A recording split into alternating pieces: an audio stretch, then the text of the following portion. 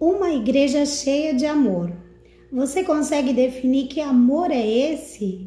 Essa e outras perguntas nós vamos responder agora. Então, fica comigo.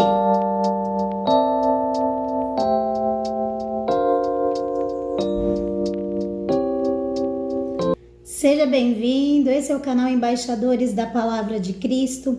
Eu sou a professora Isis e nós vamos juntos hoje responder essa pergunta. Que amor é esse que envolvia a igreja primitiva? E que amor é esse que alcançou almas e vem alcançando até agora? Nós vamos hoje estudar a lição de número 5 e ela tem por título exatamente isso: Uma igreja cheia de amor. Nós estamos aí no trimestre falando sobre a igreja em Jerusalém, doutrina, comunhão, fé é a base para o crescimento da igreja em meio às perseguições. Então, na lição de hoje, vamos entender aí essa igreja cheia de amor, como que era naquela época. O texto áureo dessa nossa lição, ele está em Atos dos Apóstolos, capítulo 4, verso 32, e diz: E era o coração e a alma da multidão dos que criam, e ninguém dizia que coisa alguma do que possuía era sua própria, mas todas as coisas lhe eram comuns. E nós vamos entender isso tudo. A verdade prática, ela é aquela reflexão para a gente viver no nosso dia a dia. O amor é o elo que mantém a unidade da igreja local. Sem o amor, não existe relacionamento cristão saudável. Então, vamos lá, vamos estudar. E se você já é um estudioso da Palavra de Deus, certamente você já deve ter aí a sua pré-definição para o amor, né? A leitura bíblica em classe, ela vai estar em Atos dos Apóstolos, capítulo 4, verso 32 ao 37. Eu não vou fazer a leitura aqui agora do texto, embora sejam poucos versículos, mas a gente vai citar eles ao longo da lição e você pode ler tranquilamente em casa também. Queridos, para dar início a essa aula tão maravilhosa, eu fui ali no dicionário, né, normal da língua portuguesa, e fui perguntar, né, dicionário, o que é o amor? Defina o amor para mim. E ele disse assim: que é uma afeição por outra pessoa, que pode ter 3 diferentes níveis. Pode ser por laços sanguíneos, né? Pode ser por relações sociais e pode ser também através da atração física, do desejo pelo outro. E estudando um pouquinho também, porque nós não vamos simplesmente falar do amor, mas nós vamos falar da igreja cheia de amor. Aí, dando um Google, né, também identifiquei que na Grécia, né, na filosofia grega, eles também conseguiram estabelecer o que é o amor em 3 níveis. O amor no nível eros, que é a atração física, aquela atração, o desejo, né, de um pelo outro, no quesito, né, amoroso mesmo. Eles definiram o amor como filia, que é o amor entre pai, mãe, amigos, que seria aquele laço sanguíneo que nós vimos na definição do dicionário. E eles também têm o amor ágape, que é um amor incondicional, um amor divino, um amor que não tem interesse. Essas definições de amor eu estou trazendo da filosofia grega, do dicionário, né, da língua portuguesa, e na psicologia também atual aí a gente vai perceber que existem 7 tipos de classificar o amor, né, e nós não vamos entrar em detalhes, mas existem várias maneiras. Quando vê um relacionamento de amor, eles conseguem trazer algumas possibilidades. Pragmático, que é aquele amor racional, o amor romântico, que é aquele amor da adolescência, né? Um amor altruísta, um amor desinteressado, em que se importa com o outro. E tem vários tipos de amor quando a gente fala na psicologia. Mas não é sobre isso que a nossa aula vai tratar exatamente nesse momento. Até porque, se a gente for verdadeiramente analisar o que é o amor, a gente tem que seguir o que diz as Escrituras Sagradas, a Palavra de Deus. E não há um texto mais claro para se falar de amor do que 1 Coríntios 13, que vai falar especificamente do amor. O amor na sua mais clara expressão. E o que eu acho bonito quando o apóstolo Paulo vai trazendo as informações sobre o amor, eu acho a parte mais bonita para mim está aqui no verso de número 8, né? Ele vai trazendo várias expressões do amor, e no 8 ele diz assim, que o amor nunca falha, né? E isso é muito bom, porque pensa você contar com alguém, contar com alguma coisa e não acontecer, não é? Então o amor nunca falha. E ele diz assim, mas havendo profecia, havendo, no meu entender, palavras, não é? Havendo explicações, serão aniquilados. Havendo línguas, cessarão, e havendo ciência, desaparecerá. Para mim esse é o versículo mais bonito que expressa o que é o amor. Porque o amor ele não é algo que a gente fica falando, que a gente ama, né, expressando verbalmente, socialmente, mas o amor ele se constitui em ações, em atitudes que revelam que ali existe o amor. E é dentro desse contexto todo que nós vamos aqui estudar essa lição, a lição de número 5. A lição ela vai trazer 3 tópicos bem esclarecedores. O amor manifestado na comunhão cristã, que é o primeiro tópico. O amor como manifestação da graça, que é o segundo tópico. E a manifestação do amor na solidariedade cristã. Então vamos estudando aqui junto, vamos conversando, e se você tiver algum comentário, algo para contribuir com essa aula, deixa nos comentários do vídeo, tá bom? Deixa no comentário, às vezes a sua pergunta, a sua dúvida, a sua contribuição favorece a nossa aula e enriquece aquele que vai participar depois, tá bom? Então fica aí à vontade. E se possível, já dá o like agora. Já dá um like, já se inscreve no canal, e se no final da lição fizer sentido, compartilha com alguém em nome de Jesus. Na introdução, eu gosto aqui de uma partezinha que está dizendo assim, que ele, o Espírito Santo, ele capacita a igreja a enxergar os mais necessitados e a buscar caminhos para que suas carências sejam atendidas. Então, a partir dessa introdução, a gente vai perceber essa atitude, que esse amor são ações que são desenvolvidas dentro de uma igreja verdadeira e que elas fazem com que todos sejam ali envolvidos pelo poder de Deus, através do amor, através dessa equidade, que é o que nós vamos ver daqui a pouco, né? O que é essa equidade, essa palavra que a gente vai perceber quando a gente fala aí de amor e de ações dentro da questão social também. O crescimento da igreja é o primeiro subtópico. À medida que a palavra ia sendo pregada, porque nós estamos caminhando no livro de Atos dos Apóstolos, você que já vem andando na lição, você vai perceber que a gente está andando dentro do livro de Atos dos Apóstolos. Então, à medida que curas iam acontecendo mediante os apóstolos pregarem a palavra, as multidões iam crendo no evangelho e iam se agregando, se agrupando ali com eles. Então, no verso 32 de Atos dos Apóstolos, capítulo 4, ele diz que a multidão dos que criam, elas iam aumentando essa igreja. Então, a igreja começou a crescer. O crescimento populacional da igreja foi acontecendo mediante a pregação do evangelho e mediante o poder do Espírito Santo agindo ali no meio dos discípulos, não é? E a igreja, que tinha começado bem pequenininha, ela vai crescendo. E aqui nós vamos perceber o quê?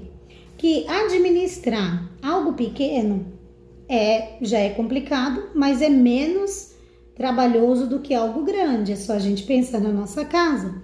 Se a casa ela é pequena, para organizar e deixar ela arrumada, é uma coisa. Se a casa é muito grande, para deixar tudo limpo e arrumado, já fica mais trabalhoso. E tudo assim, é só pensar dessa maneira, né? Cozinhar, você que é mulher aí, ou homem que também quem vai para a cozinha, sempre quando fala em cozinha a gente fala em mulher, né? Mas em geral, você que cozinha, fazer comida para 1, para 2, para 3 é uma coisa, fazer para 10, para 12 é outra coisa. Então pensa na igreja, a igreja pequena, a administração, o desenvolvimento era uma situação. À medida que ela cresce, problemas, né, dessa junção de pessoas no mesmo ambiente começa a surgir. E aí é onde a gente vê aqui como é importante essa compreensão dessa prática do amor para que essa igreja tenha uma boa administração. Os desafios do crescimento. É possível manter a unidade em meio à complexidade? Então é exatamente isso. É possível, pensa que você no meio de muita gente, cada um com uma opinião diferente, é possível manter ali uma organização, uma união? Não é? É bem complicado, porque cada um pensa de um jeito, aí até tem os grupinhos, né? A gente vê muito isso, a gente vê as panelinhas que começam a se juntar, porque são interesses, todos creem em Jesus, todos têm a fé no Senhor, mas cada um enxerga que poderia ser feito a organização de um jeito, aí começa a se separar. Então, cadê a unidade? Então, aqui a gente já começa a perceber que à medida que uma igreja é muito grande, as dificuldades para se organizar e para se ter uma igreja unida e, acima de tudo, com o amor envolvido nisso tudo, vai ficando mais complicado, vai se tornando mais difícil. E no final desse tópico, que é o tópico 2, a lição fala assim: de fato, Paulo dirá que o amor de Deus foi derramado nos corações dos crentes pelo Espírito Santo. Então não tem como desenvolver uma igreja, trabalhar com o povo, com autoridade, com discernimento, com ousadia, se não for pelo Espírito Santo e, acima de tudo, com amor. E ele termina dizendo que o amor é o vínculo da perfeição, em Colossenses 3,14. Por que o amor é o vínculo da perfeição? Porque não tem como ser perfeito. E é onde a gente vê a imperfeição do outro e a gente consegue olhar com misericórdia, com esse amor que a gente pode até dizer que é o amor ágape, né? Ou amor altruísta, que ele não está preocupado com si próprio, mas ele quer favorecer o outro. Então ele é o amor é o vínculo da perfeição, por quê? Porque ele olha para o imperfeito e ele não se preocupa com o que está ali de errado a título de jogar na cara ou a título de correção, mas ele olha, ele entende que ali tem coisas a serem melhoradas e dessa maneira começa a trabalhar em prol dessa melhoria. E o último tópico fala sobre a vida interior. No versículo 32 fala que era o coração e a alma de todos, Atos 4:32, que era o coração e a alma de todos. O Espírito Santo ele capacitou poderosamente os cristãos para cumprir a missão fora da igreja, para a tarefa do evangelismo, mantendo os crentes unidos internamente. Então, lembra que nas últimas lições a gente vem falando sobre uma igreja que prega a verdade, uma igreja que segue a doutrina, que as duas doutrinas principais do evangelho é o batismo e a Santa Ceia, que uma igreja que cheia do Espírito Santo, ela consegue movimentar e sair para fora das suas quatro paredes e levar a palavra e anunciar o sacrifício de Jesus, dizer que ele está vivo e que ele pode fazer infinitamente mais, além de tudo que pedimos ou pensamos, segundo o poder que opera em nós, que é o Espírito Santo. Então olha como esse trimestre ele vai amarrando uma lição na outra. O Espírito Santo só nos leva a sair da igreja, de dentro da igreja. Quando eu falo sair da igreja, não é sair da igreja e ir embora da igreja não, tá, irmãos? É sair de dentro do aconchego dos cultos e ir para a rua, ir para fora, anunciar o evangelho, porque o Espírito Santo nos leva a essa ousadia, a essa crença, a essa fé e por conta desse amor. Porque se eu vivo algo que é tão bom para mim, como que eu não vou anunciar isso para o outro? Se eu estou vendo alguém que está passando uma necessidade, como que eu não vou de alguma maneira tentar contribuir para que aquela pessoa se liberte desse problema que ela vive, né? Então, a união e o amor entre os cristãos, impulsionados pelo Espírito Santo, fortalece a igreja e a sua missão. A nossa missão é ir por todo mundo, pregar o evangelho a toda criatura. E aí, aquele que crer e for batizado será salvo. Então, queridos, olha como é importante uma igreja cheia de amor. Então, a igreja vai crescendo e essa igreja só vai conseguir ficar firme, subsistir, se ela tiver o amor. E aí, uma igreja grande, uma igreja cheia de amor, uma igreja que ela é grande, cheia de pessoas imperfeitas, mas o apóstolo disse que o amor é o vínculo da perfeição. Então, a gente vai ver dentro dessa igreja agora a manifestação da graça de Deus, que o amor como essa manifestação da graça de Deus, a graça como manifestação do Espírito Santo. Os apóstolos, eles davam com grande poder testemunho da ressurreição do Senhor Jesus. Atos 4:32. Lembra que quando a gente falou na lição que foi a terceira lição, deixa eu só olhar aqui com vocês, para eu falar direitinho. Uma igreja fiel à pregação do Evangelho, foi a lição de número 3. Aqui a gente continua percebendo como eles pregam o Evangelho fielmente, dando o testemunho de Jesus e os sinais seguindo, o Espírito Santo movendo e seguindo essa pregação. E aí nós vamos perceber que a graça de Deus, ela se derrama naquele ambiente. O que é a graça, né? Mas o que é a graça? A graça é um favor imerecido, é algo que nós não merecemos. Por não merecer, a gente às vezes nem espera, mas o Pai, que tem um amor ágape, um amor incondicional, altruísta, que ele quer o bem do outro antes, né, dele próprio, ele derrama sobre nós os favores imerecidos, essa graça.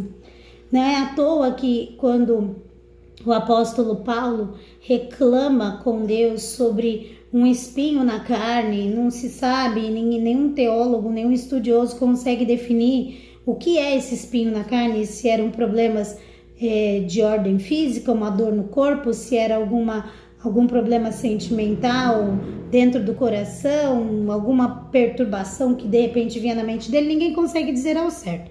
Mas quando ele reclamou para Deus sobre algo que incomodava, o Senhor falou para ele: Paulo, a minha graça te basta. Olha o que é isso. Quer dizer, apesar de toda essa situação e esse contexto de dificuldade e dor que para você que é ser humano você está vivendo, o Senhor vira e fala assim: a graça dele te basta. Por quê? Porque essa graça, esse favor imerecido, esse presente que você nem sabe que você merece, tem direito, que Deus vai dar, ele derrama sobre você e ele traz o refrigério, ele traz um bálsamo, ele traz um alívio para essa situação de luta e adversidade. E essa graça, segundo a lição, era uma maneira de Deus demonstrar o amor dele para conosco. Esse amor dentro da igreja através da graça de Deus manifestada. O Espírito, ele opera no ambiente onde há comunhão entre os irmãos. Então, olha que coisa maravilhosa. À medida da unidade, à medida de que há união. E quando a gente fala em união, irmão, não é um ficar grudado no outro toda hora, não. Desprende isso da sua mente. Não é ficar toda hora com um sorriso no rosto, de uma maneira até com falsidade e desgosto. Não, irmão. União é saber qual é o propósito que a gente está vivendo dentro dessa igreja. Eu não concordo muito com a ação do meu irmão, mas nós estamos aqui em propósito do crescimento do reino. E o crescimento do reino não é o crescimento daquela igreja em si, financeiramente, embora isso nós vamos ver que é muito importante. Mas o crescimento é ganhar almas, é cuidar daquela alma, aquela pessoa que está do seu lado, aquela pessoa que Deus te confia para você cuidar. Então, se todos indistintamente tiverem esse pensamento, essa unidade, Deus derrama a graça dele. E cada um vai ser preenchido conforme a sua necessidade. Porque nem sempre a sua necessidade é a mesma necessidade do irmão. não é? Mas a sua necessidade, seja ela qual for, ela é importante, Deus quer te ajudar, assim como do irmão também é importante para ele, Deus também quer ajudar. E aí é onde a gente vai ver daqui a pouco o princípio da equidade, que não é simplesmente uma igualdade. Equidade é cada um ter o que precisa dentro da sua necessidade e a partir daí todos viverem numa mesma harmonia. E para não atropelar toda a lição, vamos caminhando, voltando a falar dessa graça maravilhosa do Senhor, que Deus derrama essa graça aonde tem união. Então, se tiver muita confusão, muita discórdia, muita briga, muita desarmonia, porque opinião diferente existe, mas a gente tem que conversar e chegar num denominador comum. Então, isso é o quê? É colocar organizar e todo mundo saber, bom, não concordo muito, mas eu vou trabalhar, porque a obra é do Senhor. Jesus, ele ensina que para ser perdoado por Deus, devemos perdoar sinceramente nossos irmãos. Então, olha como vai amarrando essa conversa.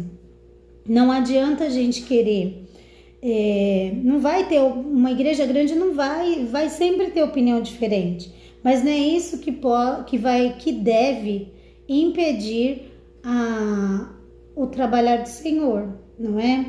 Então, se há alguma contenda, discórdia, os adultos, precisam aprender com as crianças.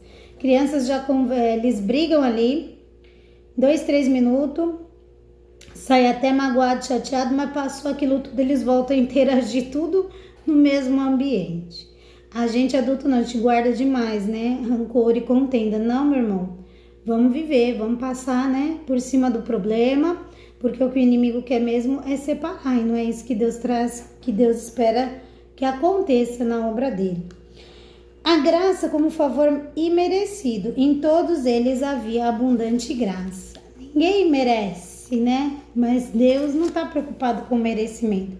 Deus, ele ama, é o que diz João 3,16, porque Deus amou o mundo de tal maneira que entregou o seu único filho para que todo aquele que nele crê não pereça, mas tenha vida eterna. Então não é por merecimento, é por graça, é pela fé, é por graça, é Deus quem derrama porque ele quer. E aqui, finalizando isso tudo, nós vamos ter ali um último texto na lição que fala que na Bíblia podemos perceber que a graça de Deus gerou entre os crentes um sentimento de gratidão por terem sido, sem merecimento algum, capacitados por Deus para viverem uma vida abundante. E essa gratidão precisa estar frequentemente nas nossas vidas, no nosso coração. Se a gente olhar, o salmista, ele diz, depois eu vou procurar e ponho aqui, que quando a gente olha a prosperidade do ímpio, a gente fica um pouco perturbado. E quando a gente fica comparando a nossa vida, até com a vida de um irmão, que é um pouco, mais bem sucedido, e eu falo bem sucedido talvez nem em questão financeira, nem é isso. Às vezes o irmão canta um pouco melhor, às vezes o irmão prega um pouco melhor, às vezes o irmão tem um carisma para alguma coisa, um pouco mais do que eu. Quando eu começo a olhar isso e me comparar com essa pessoa, eu fico insatisfeito, entristecido. E às vezes eu até paro de fazer o que eu estou fazendo, achando que o que eu estou fazendo não tem importância. Mas para Deus, Ele sabe o que Ele espera de cada um de nós. E Ele sabe como usar cada um de nós. Então, à medida que nós conseguimos perceber que o que nós temos não é por nosso mérito, mas é porque Deus tem nos dado essa poderosa graça, tem derramado sobre nós essa sabedoria, essa compreensão e tudo mais, a gente começa a viver melhor e com agradecimento. Começa a viver melhor sem ficar olhando o outro. E isso engloba o amor, porque eu não vou ficar preocupada com o que o outro tem, com o que o outro faz. Eu vou me ocupar com o que eu tenho e com o que eu posso fazer. Então, olha como a graça de Deus, ela é importante e ela é digna da gente realmente todos os dias, ao abrir os olhos, agradecer. Agradecer porque Deus nos deu a oportunidade de nos levantar, né, de sustentar dentro de nós o nosso espírito, a nossa alma e a gente poder estar de pé. E a partir daí viver o dia que o Senhor tiver preparado para nós. A graça de Deus se revela no amor cristão, capacitando os crentes a viverem equilibradamente entre a comunhão e a prática dos dons espirituais. E para finalizar essa lição maravilhosa, a manifestação do amor na solidariedade cristã, que é aqui que nós vamos entender de uma maneira clara as ações da igreja, que vão refletir em amor na vida daqueles outros, tanto os que congregam na igreja, quanto os que estão ainda fora da igreja. A busca pela equidade. Aí olha lá, o dicionário Aurélio da língua portuguesa conceitua a equidade como a disposição de reconhecer igualmente o direito de cada um. Então, aqui é aquilo que eu comentei. Não quer dizer que para eu viver bem, né, eu preciso tomar lá, vamos dizer, 1 litro de água por dia. Isso mantém, tô dando um exemplo, tá, irmãos? Mantém meu corpo tranquilo, né? Me faz bem e eu vivo bem. O outro, 1 litro de água é pouco. Precisa tomar 3 ou 4. O outro, né? Às vezes nem quer tomar água, você tem que obrigar ele a beber, senão ele não bebe. Mas percebe que cada um tem uma necessidade. Às vezes a pessoa fala assim, né, se eu só tomar café da manhã e almoçar, já tô satisfeita. E o outro fala assim, nossa, eu tenho que tomar café da manhã, tenho que almoçar, tomar o café da tarde e jantar, senão parece que eu passo mal. Então percebe que para cada um a situação ela é diferente. Tem gente que sente muito frio, tem gente que sente menos. Tem gente que não precisa dormir muito, dorme pouco, já está satisfeito. Outros precisam dormir mais, porque se não dormir dá dor de cabeça, por aí vai. Então, o princípio da equidade, ele é dar para cada um aquilo que lhe é necessário para que se viva bem, né? Tem até uma expressão bem interessante de um muro, que para olhar do outro lado do muro, quem é mais alto, né, uma pessoa alta, um homem, uma mulher que tem quase aí 2 metros de altura, ele não precisa de nada para olhar o que tem do outro lado do muro, né? Muitas vezes, só levantar um pouquinho o pé, já consegue olhar. Aí percebe que uma outra pessoa de uma estatura um pouquinho menor vai precisar só de um caixote para olhar, subir em cima e olhar do outro lado. Enquanto uma criança, não dá para só dar um caixote para ela olhar do outro lado do muro. A criança vai precisar de uns 3 ou 4 caixotes, olhe lá, para ficar na mesma altura do 2 metros e conseguir enxergar o do outro lado, o que está acontecendo lá. Então a equidade, ela é isso. Ela é oferecer para cada um, conforme a sua necessidade, o que lhe fará viver bem, né? E a igreja primitiva, ela tinha essa propriedade de compartilhamento. Então, o que nós vamos perceber? Que à medida que os crentes iam se convertendo, né, o povo, eles iam gradativamente trazendo aos pés dos apóstolos um pouco o que eles tinham, né, o que eles poderiam oferecer. E aí nós vamos perceber, aqui no tópico 2, diz assim, que estudiosos observavam que a igreja de Jerusalém vivia uma comunidade de compartilhamento, não de domínio. Os crentes mantinham a propriedade de seus bens, mas as disponibilizavam conforme a necessidade de cada um. Desse modo, eles compartilhavam tudo o que tinham. Isso pode ser observado com Maria, mãe de João Marcos.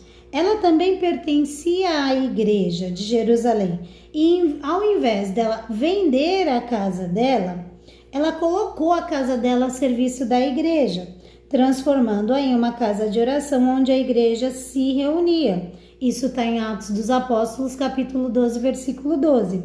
Então, essa generosidade, ela era constante ali, no meio dos primeiros cristãos. E é interessante perceber, porque a gente fala muito daquele episódio de Ananias e Safira, que o casal morreu porque não entregou, né, a sua propriedade. Eles não tinham obrigação de entregar. Eles não precisavam fazer aquela venda, porque eles podiam manter para eles. Porém, eles quiseram fazer, né, é o que pelo menos muitos pregam e dá a entender isso, fazer como que para aparecer, para mostrar que estava fazendo, mas não era esse o espírito era da unidade. E eles não precisavam vender a propriedade e especificamente entregar tudo. Eles poderiam vender, falar, nós vamos trazer essa parte, este valor, e vamos entregar aqui, e o restante nós vamos guardar para nós, por algum motivo, seja ele qual for. Então, o problema não estava na entrega, estava na mentira, porque eles não foram sinceros, eles não falaram a verdade. Então, eles já trouxeram dentro do coração deles uma falsidade, vamos, né, usar esse termo que é pesado, mas uma falsidade, o Espírito Santo latente, o Espírito Santo ali presente fortemente, não teve como esconder do Senhor aquilo, né, que estava totalmente desregulado da prática daquela época, que não deve ser diferente hoje, né? Hoje não é diferente. Às vezes você tem muita condição financeira, aleluia, glória a Deus, você é obrigado a vender e dar para a igreja? Não, mas vamos que num certo momento você percebe que a igreja tem uma necessidade, uma conta de luz que veio muito alta por algum motivo e você pode pagar essa conta para que a igreja use, né, os recursos que ela tem com outras situações, por que não fazer? Se você pode.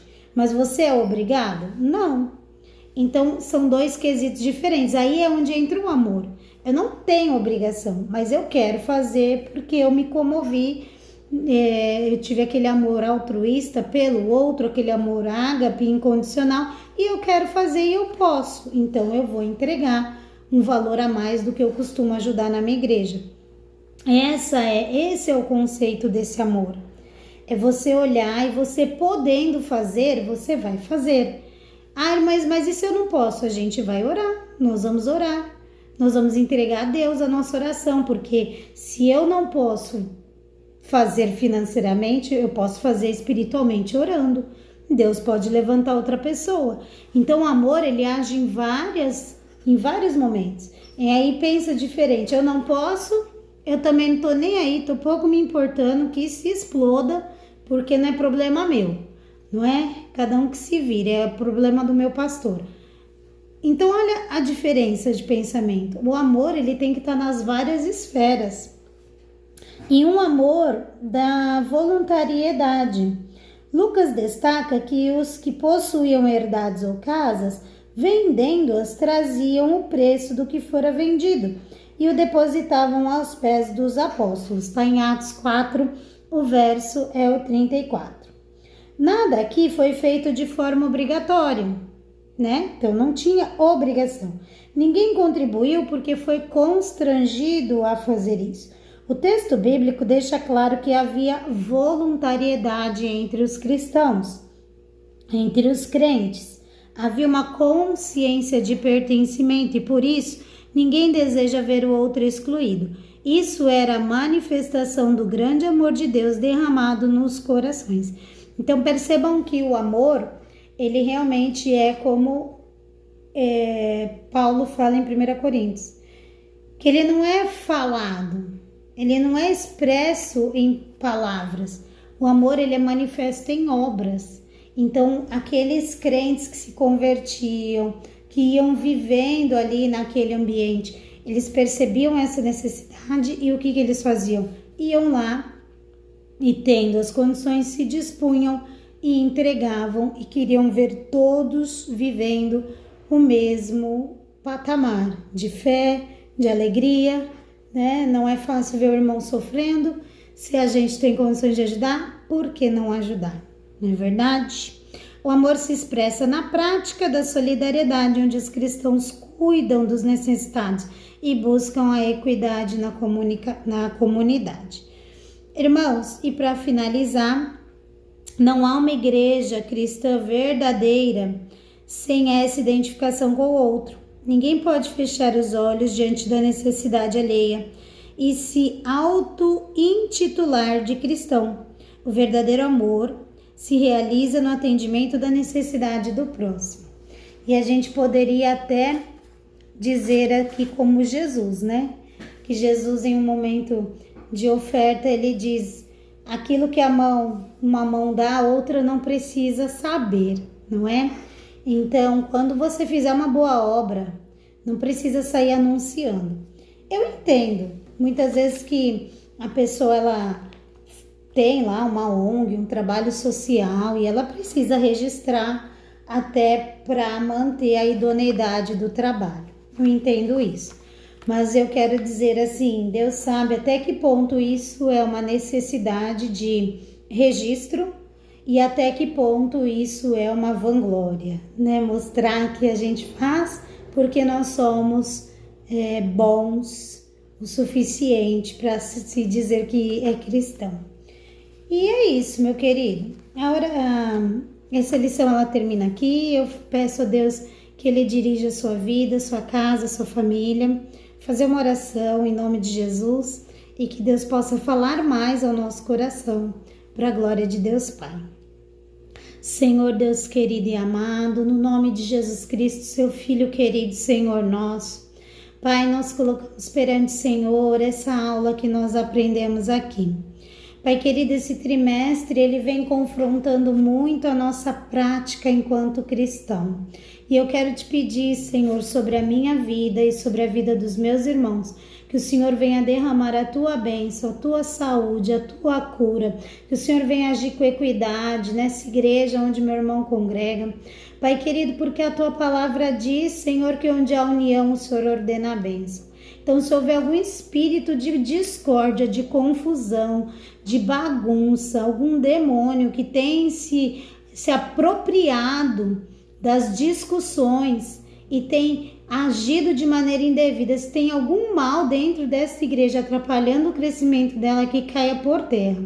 Deus, em nome do Senhor Jesus, que essas igrejas, que esses irmãos, que eles se encham do teu espírito e do teu amor, e que haja, meu Deus, aqui no nosso país e através de nós avivamento, porque nós precisamos, Senhor, muito, Pai, da tua presença diária, frequente, constante.